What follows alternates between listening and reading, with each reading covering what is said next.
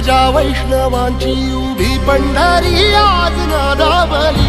तुझे नाव ओठी तुझे रूप ध्यानी जीवाला तुझी आस गा लागली जरी बाप साऱ्या जगाचा परी तू आम्हाले कराची विठुमा